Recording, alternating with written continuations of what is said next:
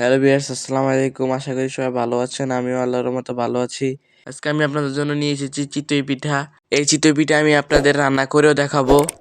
খুব সহজে আজকে আমি আপনাদের বানিয়ে দেখাবো। তো চলুন শুরু করা যাক।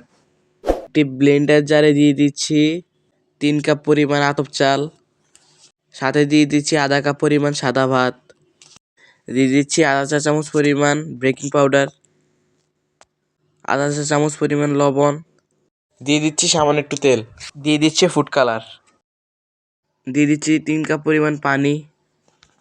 পানি দিয়ে ভালোভাবে ব্লেন্ড করে নিলাম। ব্লেন্ড করার পর দেখতে পাচ্ছেন ডোটা ঠিক এমন হবে। মিনিটের জন্য ঢাকনা দিয়ে রেস্টে রাখবো। 10 মিনিট পর চলে আসলাম চুলায়। একটি কড়াইতে আমি সবগুলো পিঠা এক সাইজে বানিয়ে নিব। তো এই জন্য আমি মেজারমেন্ট কাপের অর্ধেক দিয়ে দিলাম। এইভাবে আমি সবগুলোই বানিয়ে নিব। আপনারাও চেষ্টা করবেন সবগুলো পিঠা একটি নির্দিষ্ট সাইজে বানাতে, তাহলে সবগুলো পিঠা দেখতে একই রকম হবে এবং দেখতেও সুন্দর হবে। এবার দেখুন মাশাআল্লাহ আমার পিঠাটি কত জালি জালি হয়েছে। আপনারা যদি এভাবে এরকম জালি জালি পিঠা বানাতে চান তাহলে অবশ্যই আমার ট্রিক্সটি কিন্তু ফলো করতে হবে। ট্রিক্সটি হলো পিঠার ডো কড়াইতে দেওয়ার আগে কড়াইটি কিন্তু অবশ্যই 1.5 মিনিট ধরে প্রিহিট করে রাখতে হবে। তাহলে দেখবেন এমন সুন্দর জালি জালি পিঠা তৈরি হবে। তো এই জন্য আমি একটি কড়াইতে দিয়ে দিচ্ছি 1.5 লিটার পরিমাণ দুধ এবং দিয়ে দিচ্ছি একটি তেজপাতা, 2টো দারচিনি ও 3টি এলাচ। দিয়ে 1 কাপ পরিমাণ গুঁড়ো দুধ। গুঁড়ো দুধ দিলে দুধগুলো খুব সহজে ঘন হয়ে আসবে এবং খেতেও কিন্তু খুবই মজা হবে।